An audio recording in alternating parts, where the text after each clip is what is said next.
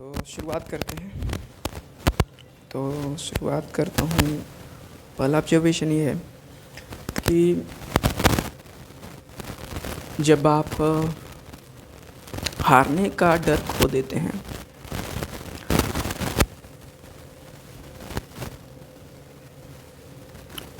तो आपको जीतने का अनंत मौका मिलने लगता है। मतलब अनंत रूप से आपको जीत मिलने लगती है, बहुत ज़्यादा जीतने की चांसेस आपको हो जाते हैं। तो इसको मैं दो एग्जांपल से बताऊंगा। मैं खुद के एग्जांपल से, एक किसी दूसरे के एग्जांपल से। अभी कुछ दिन पहले मैं पॉडकास्ट देख रहा था किसका, तो एक बहुत ही अच्छी player, badminton player Saina Nehwal है, तो उसी का पॉडकास्ट देख रहा था।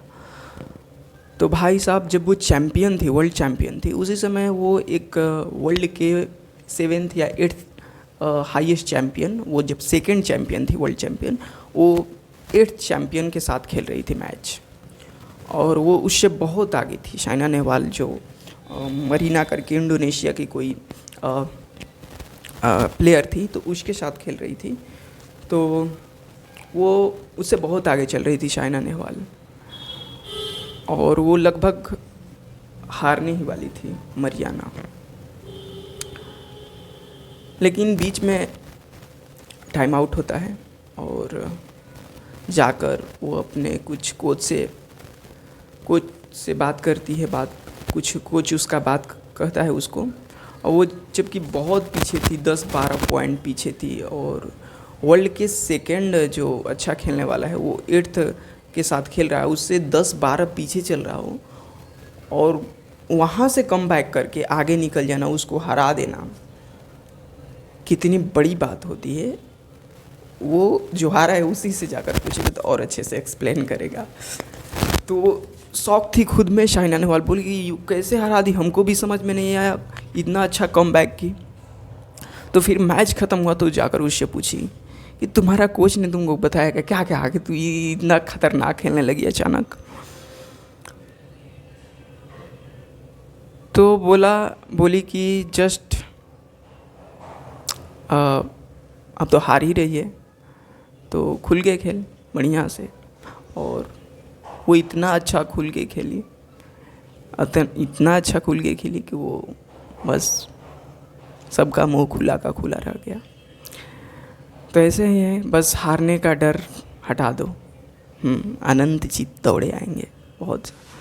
तो ये था ऑब्जर्वेशन। इसका मैं खुद का एग्जांपल कहाँ पर देखो, तो अभी कुछ दिन पहले मैंने अपने जीवन में पहली बार अपने क्या होता है जी, एकेडमिक एग्ज़ाम में चोरी किया। हाँ, पहली बार, और बहुत धाकड़ चोरी किया। और मतलब चोरी करने की ज़रूरत नहीं, फिर भी मैंने कर लिया। और तो कर लिया। करने के बाद थोड़ी सी गलानी हुई, मतलब नहीं करना चाहिए था, मतलब जानता हूँ कि चीज़ गलत है, फिर भी अपने को हेन तेन प्रकार से हेन तेन तर्क देकर झूठ-मूठ को और उस गलत चीज़ को भी सही साबित करके कर लेना अपने फ़ायदे के लिए, अपने स्वार्थ के लिए। तो मुझे वो चीज़ जब समझ में आया तो खुद पे गलानी हुआ, गड़बड़ लगा खुद के बारे में। और फिर सोचा कि नेक्स्ट डे क्या, मतलब this will be my first and last चोरी इन एनी एकेडमिक एग्ज़ाम। तो कहा कि ये आखिरी बार हो, पहला बार होगा और अंतिम बार होगा। और नेक्स्ट डे जब जाकर मैंने एग्ज़ाम दिया, लिखा एग्ज़ाम में, भाई साहब भाकड़ एकदम उससे बहुत अच्छा लिखा, बहुत ज़बरदस्त। जबकि उस दिन मैं जिस दिन चोरी किया था उस दिन बहुत पढ़ के गया था, और अगले दिन मतलब बहुत थोड़ा ही पढ़ा था, मतलब कितना कहा जाए, 1/10 कहा जाए ना, उतना पढ़ा था। पिछले दिन की अपेक्षा 10 गुना कम पढ़ा था, फिर भी बहुत ज़बरदस्त लिख पाया। हाँ, तो क्योंकि वहाँ पर मुझे लगा क्या, मतलब क्या करूँगा, मतलब मान लो टॉप मार दूँगा या जितना भी अच्छा मार्क्स लाऊँगा, ला कर क्या करूँगा। जब खुद पे शर्म आएगा, कहेंगे कैसे लाए हैं नंबर ये चोरी वोरी करके, खुद पे मतलब ये क्या घृणा होगी खुद से। तो किया, बहुत अच्छा लगा।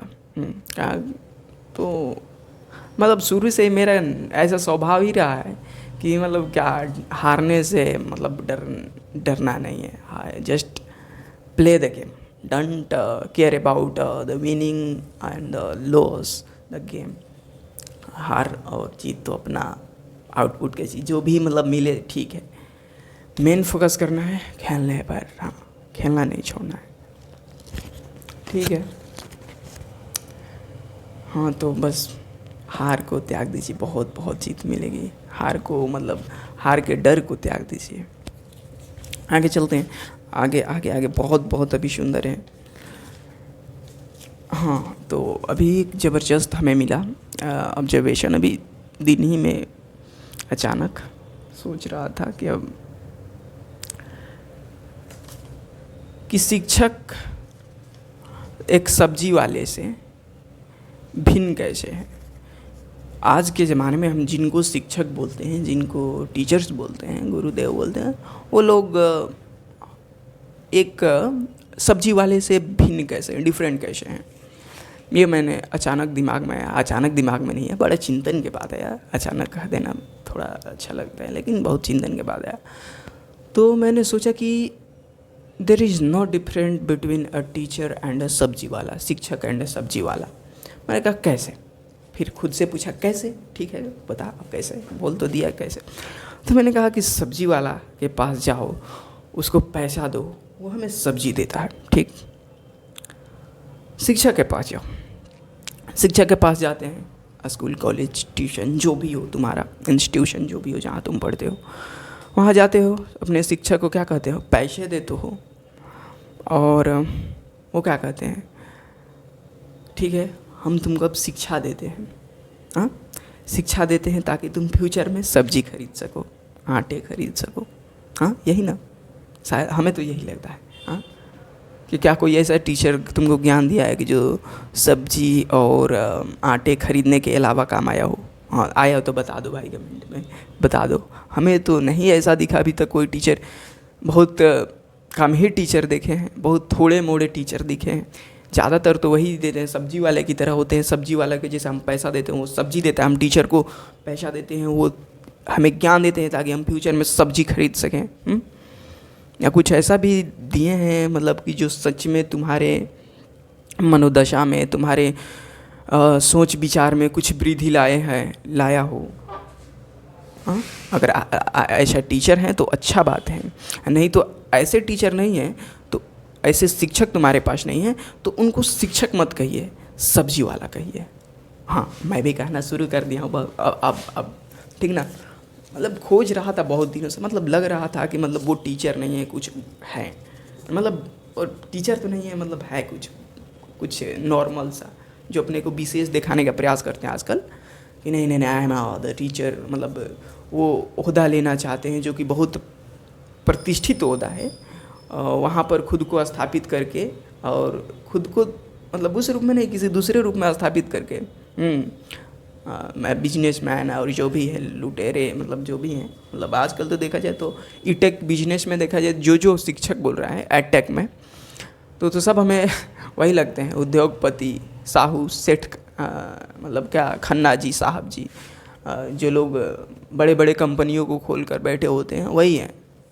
वो भी मतलब तुमको लग रहा है कि वो इंस्टीट्यूशन खोले हैं, इंस्टीट्यूशन नहीं खोले हैं, वो कंपनी खोल के बैठे हैं। You are the product of that company, वो आपको सेल कर रहे हैं, ठीक ना। तो ये चीज़ थोड़ा सतर्क रहिएगा, सबको शिक्षक मत बोल दीजिएगा, सब्जी वाला। अच्छा अगला चीज़ है क्या, हमारे सबसे बड़े दुश्मन जिसे हमें लड़ना है, तो कौन है जी भैया। हमारे सबसे बड़े दुश्मन, हमारे मतलब वो लोग जो हम पे गुलाम हमको गुलाम बनाए हुए हैं, हमको कोलोनाइज किए हुए हैं हमको, तो कौन है। तो अभी फ़िलहाल में हमें पता चला है, मतलब क्या होता है जी, सूत्रों के खबरों से पता चला है कि जो लोग हमें कोलोनाइज किए हैं उनका ठिकाने का पता लगा लिया गया है, और वो लोग हैं शरीर, समाज और संयोग। तब कहेंगे ये क्या है शरीर, समाज, संयोग, ये कैसे हम लोगों को गुलाम बनाए हुए हैं। तो देखिए भैया, कुल मिला के हम लोग कहा जाए कि हम कौन हैं, अगर पूछा जाए हम कौन हैं, एक प्रश्न किया जाए खुद से, तो हमारे पास एक ही जवाब आएगा, देहम इति, मैं देह हूँ। अच्छा, तो क्या मैं सच में देह हूँ या कुछ और भी हूँ, उससे परे भी हूँ? देखिए, देह का मतलब क्या होता है? देह का मतलब जो नॉर्मली हम लोग पशुओं को देखते हैं, वो भी खुद को एक देह ही मानते हैं, और अगर हम भी अपने आप को एक देह भर मानते हैं तो this is the not the definition of इंसान। हम मनुष्य कहलाने के लायक नहीं हैं, क्योंकि जब खुद को देह मानेंगे, खुद को पशु के समान ही मानेंगे, तो हम भी व्यवहार भी जो करेंगे वो पशुओं के समान ही करेंगे। हम में और पशुओं में कोई अंतर नहीं रह जाएगा, ठीक ना। तो हम जितने भी कर्म करते हैं वो उसको एक बार गौर से देखना चाहिए, क्या हम अपने शरीर के गुलाम बनकर तो नहीं ना कर रहा हूँ? जो शरीर की मांग है, चाहत है, उसी में एकदम धूत तो नहीं ना हो गया हूँ, उसी में चूर तो नहीं ना हो गया हूँ? ये देख कर चलना है, ठीक ना। नहीं तो इंसान कहलाने के पात्र नहीं रहेंगे हम, ठीक ना। हम भी just like machines, just like other animals, ठीक ना। ठीक, अब कहेंगे समाज के कैसे गुलाम है भैया? तो समाज के तो हम बहुत ज़बरदस्त रूप से गुलाम हैं, क्योंकि देखा जाए कि अब तक जो भी हमारे पास है, हमारा कुछ नहीं है, बस सब चीज़ें थोपी गई है हमारे समाज के द्वारा है। यहाँ तक कि इतने शालीनता से मैं जो बोल रहा हूँ, इसमें गाली गलौज या अपमानजनक जिन शब्दों को आप अपमानता के कैटेगरी में रखें, उनका प्रयोग नहीं कर रहा हूँ, तो कहीं ना कहीं ये भी हमारे समाज के द्वारा ही पढ़ाया गया है कि देखिए, इन शब्दों को जो बोलते हैं गलत शब्द बोलते हैं, इन शब्दों को सही शब्द बोलते हैं। अगर ऐसा बोलेंगे तो लात जूता खाएंगे, और ऐसा बोलेंगे तो मतलब सिंघाड़ा समोसा खाएंगे, जो भी खाएंगे, ठीक ना। तो और इसका एक बड़ा नतीजा रहा है कि हम लोग परंपरावादी बन गए बहुत ही, मतलब समाज जो कहा, समाज में देखें वही बन गए। कुछ हद तक तो अच्छा है, लेकिन जब इसका एक्सट्रीम हो जाता है तो गड़बड़ लगता है, क्योंकि हम खुद को नहीं तलाश पाते हैं, खुद को क्रिएट नहीं कर पाते हैं, खुद को जन्म नहीं दे पाते हैं। हम पैदा तो हो जाते हैं लेकिन खुद को जन्म नहीं दे पाते हैं। हाँ, इंसान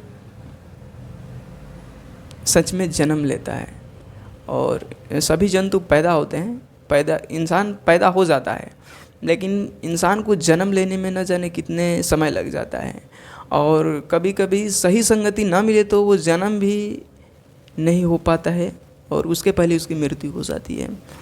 जन्म का मतलब वही होता है जो हम लोग इतने साल तक लगा के खुद को निर्माण कर रहे होते हैं, अध्ययन के मुताबिक, पढ़ लिख कर, दुनिया को देख कर, दुनिया को समझ कर। काहे नहीं, मतलब कोई भी इंसान पैदा लेता है, जैसे और जानवर पैदा लेते हैं, और वो एकदम फिर अपना कारोबार में लग जाते हैं। मतलब कोई भी जंतु के देखो, क्या जन्म लेते हैं और फिर खाना पीना शुरू कर देते हैं, लेकिन एक इंसानी शरीर देखो, वो मतलब खड़ा होने में ही 1 साल, बोलने में 2 साल, 2.5 साल, और एक सही पेशा पाने में उसको लग जाते हैं 20-22 साल, और एक सही मतलब ज्ञान पाने में उसको लग जाते हैं 30-40 साल। वो भी कोई पाता भी नहीं, ऐसे ही चला जाता है। तो मतलब इंसान पैदा हो जाते हैं, लेकिन उसको जन्म लेने में, उसको बनाने में बहुत समय लगता है, और वो भी समाज सही ना मिले, उसका संगत सही ना मिले तो वो भी नहीं हो पाता है, बिना पैदा हुए ही उसकी मृत्यु हो जाती है। हाँ, तो समाज से थोड़ा बच के रहिएगा, समाज से बच के रहिएगा, क्या समाज ऑलरेडी हम पर हावी हो चुका है। तो बस यही देखना है कि कुछ ज़्यादा हावी ना हो जाए, ठीक ना। खुद को थोड़ा तलाशते रहिएगा, ठीक ना। बस यही कहना चाहेंगे। और शरीर समाज संयोग मतलब कि हाँ, क्या ये मेरा चुनाव था या ये चुनाव हमको चुन कर आया है? क्या मैंने इसको चुना है कि इसने मुझको चुना है? हाँ, ये पूछना है सवाल। यही होता है संयोग। अगर तुम खुद से चुने हो तो ठीक है, या समाज के प्रभाव में आकर, अपने घर परिवार वाले को प्रभाव में आकर, अपने रिश्तेदार को, अपना फूफा फूफी के, चाचा चच्चू, मामा मम्मू के प्रभाव में आकर, उनकी बातों में आकर चुने हो, that is not your choice, वो तुम्हारा चुनाव नहीं है। तो और क्या कहें, मतलब हर जगह पे है, मतलब बहुत, ये तो नहीं कहूँगा कि मुश्किल है, बट थोड़ा इम्पॉसिबल, मतलब असंभव है, हाँ थोड़ा मुश्किल है कि समाज से थोड़ा उसके अतिशय प्रभाव को रोका जा सके, हाँ संयोग के भी, हाँ कि इसलिए बशर्ते हमारा किसी के साथ रिश्ता इसलिए नहीं बन जाएगा कि किसी संयोगवश हम लोग किसी चौराहे पर अचानक हमारी नज़रें उनकी नज़रें मिली और हम दोनों में एक अटूट 7 जन्म का रिश्ता बन गया। तो ऐसा कुछ फालतूगिरी नहीं करना है, ठीक ना, बस संयोग मात्र है, ठीक ना। और थोड़ा शारीरिक चाहत और समाज की दी गई कुरीतियाँ है जो आपके मन में बैठा दी गई है कि ऐसा ही होता है। एक आप पुरुष हैं तो आप बिना स्त्री के नहीं रह सकते, नहीं रहना चाहिए, ठीक ना। You are not complete without any lady, and if you are a lady then you are incomplete without a man. हाँ, तो द कंक्लूज़न इज़ दैट, यही कहना है कि शरीर समाज संयोग को सत्य नहीं समझ लेना है, सत्य उसी को समझना है जो ये खोजने में मदद करे कि सत्य क्या है, ठीक ना। तो आगे चलते हैं, अगला ऑब्जर्वेशन है, कहानियाँ कहती क्या है।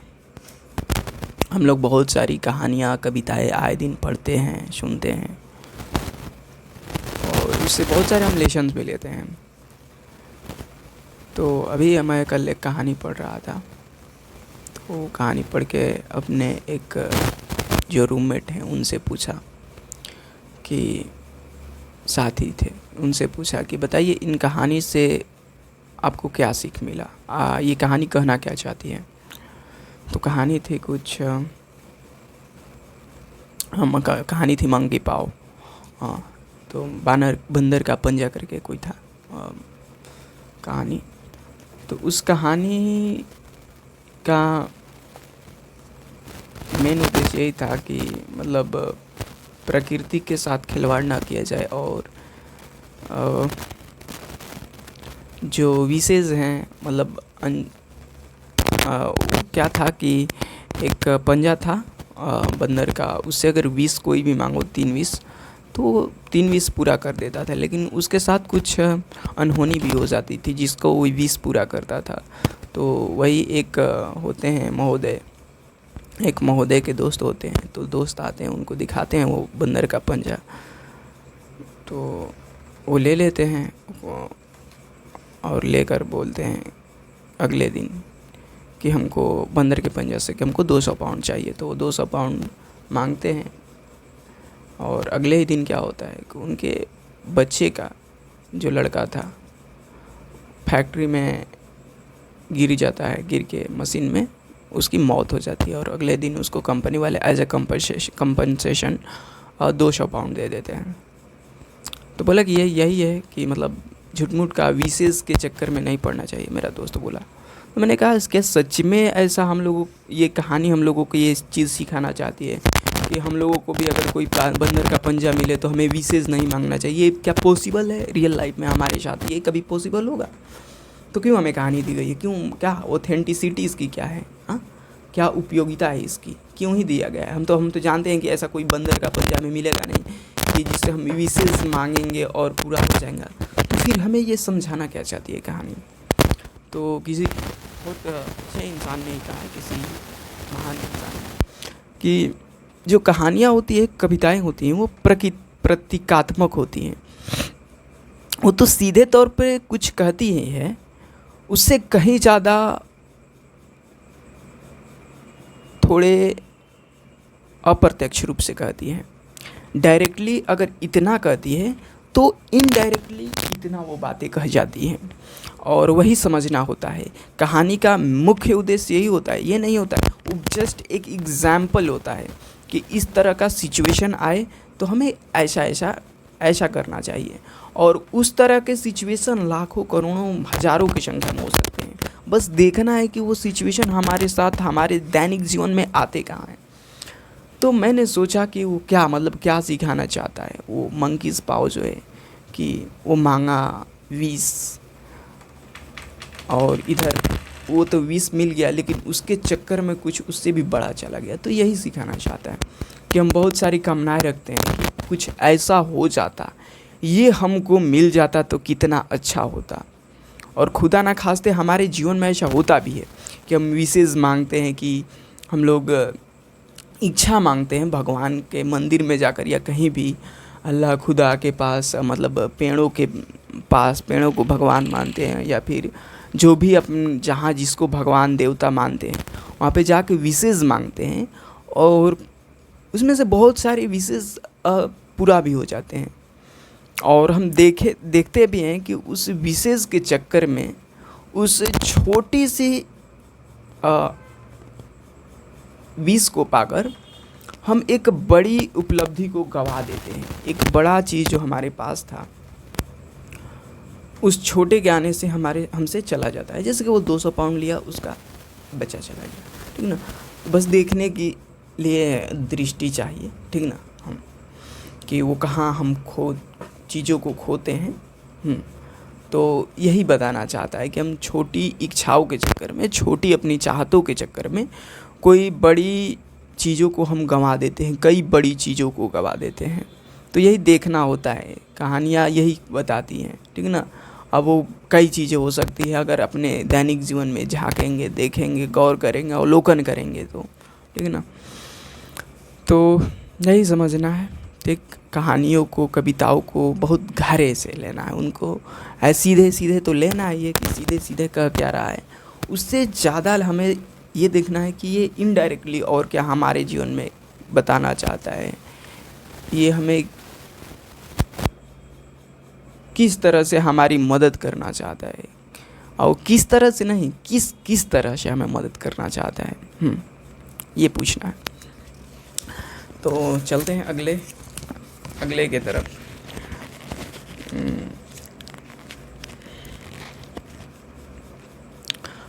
तो अगला अवलोकन ये है कि हम जानने के बजाय मानने में बड़ा विश्वास रखते हैं। और इसका सीधा सा कारण एक ये भी हो सकता है, हमें जैसा लगता है कि जो मानना है वो बड़ी आसान चीज़ है, भाई कोई कुछ कर रहा है मान लो, हाँ ठीक है ऐसा कर दूंगा। लेकिन जब जानने की बारी आती है वो श्रम मांगता है, मेहनत मांगता है, खुद से जांच पड़ताल करना पड़ेगा कि हाँ भाई ये अगर ऐसा महोदय ने बोला कि ये चीज़ ठीक है, तो पहला चीज़ ये है कि मानने की ठीक है। दूसरा चीज़ ये है कि रुके, थमे, खुद से पूछें कैसे ठीक है। और बड़ी दुख की बात है कि हम मान नहीं पाते हैं, मतलब ये प्रश्न कर नहीं पाते हैं कि कैसे। हम कह देते हैं हाँ ठीक है आप कह रहे हैं, तो ऐसा नहीं करना है। पूछना है कैसे, वो नहीं बता रहे हैं तो खुद से जाकर पता लगाना है, सोचना है, ढूंढना है, ठीक ना। वो नहीं बता रहे हैं तो किसी और से पूछना है। तो ये मानना नहीं, मतलब मानना नहीं है, जानना है। तो अब मतलब इसका अगर हमारे दैनिक जीवन में देखें तो बड़ा हम इन चीज़ों का इस्तेमाल करके अपना बड़ा बहुत हानि किया हम लोगों ने। तो मैं अभी देख रहा था, अवलोकन लिख रहा था, तो मैंने देखा कि मैंने क्या क्या खोया है ऐसे चक्कर में। तो देखो हम लोग कई बार ये होता है कि कोई चीज़ हम देखें और सुने कि ये चीज़ बहुत अच्छी चीज़ है, हम लोग उसको जाकर देखने के बजाय, उसको थोड़ा उलट फेर करने के बजाय, उसकी जांच पड़ताल करने के बजाय हम लोग क्या कहते हैं, ठीक है अच्छा है, हाँ बढ़िया है, ये बढ़िया चीज़ है। तो ये चीज़ हमारे साथ हुआ। अब या कहाँ पर, तो देखो अभी आचार्य प्रशांत का एक चैनल है, तो वो हमें बहुत पहले मिला था। तो बहुत पहले मिला था, करीब क्या जब एट्थ या सेवेंथ या एट्थ में था, एट्थ में करीब। और उस समय हमें मिला था, तो उस समय देखना शुरू किया, देखते देखते देखते देखते करीब अब तक ग्रेजुएशन आ गया है, 5-6 साल हो ही गए हैं।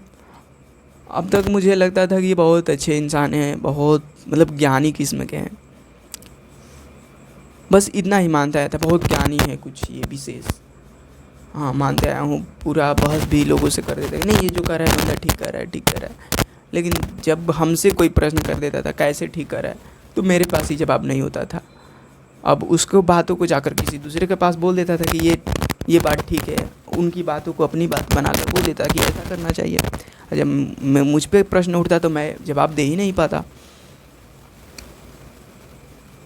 तो मैंने पूछा क्यों, तो पता चला क्योंकि मानता हूँ इनको, बड़ा मानता हूँ इनको, जानता नहीं हूँ। अगर बड़ा जानता तो इनके बारे में जानता, इनके विचारों को जानता, क्यों कर रहे हैं उसके कारणों को जानता, ये बात कही गई तो क्यों कही गई है, इसके पीछे का कारण क्या है, और क्या एक ही कारण है कि कई सारे कारण हैं। तो ये चीज़ मैंने अभी अब महसूस किया कि ज़रूरी नहीं कि जो चीज़ों को हम बहुत मानते आए हैं कि ये बड़ी चीज़ है, हम वहाँ जाकर उसको जानने का प्रयास करेंगे जब, तो पता चलेगा कि वो काफ़ी बहुत बड़ी चीज़ है। क्योंकि अभी मैंने जो अवलोकन किया कि 5-6 साल से भी देख रहा था, और पिछले 1.5 महीने में मैंने इनरोल किया लाइव सेशन, उनका रिकॉर्डिंग सेशन, जो पेड वर्जन था, कोर्सेज था, क्लासेस थे, उनको मैंने शुरू किया। तो मैंने देखा कि वो जितने अब तक के पीछे के सारे अब तक मेरा ज्ञान था, जो भी मैंने आउटकम्स पाए हैं उनसे, जो भी सीखा हूँ 6 सालों में, उससे कहीं ज़्यादा मैंने मात्र इन 1.5 महीनों में सीख लिया हूँ और जान रहा हूँ। ये जानकर हमें ये चीज़ पता चला कि मैं बहुत अभी कम जानता हूँ, अभी बहुत कुछ जानना है।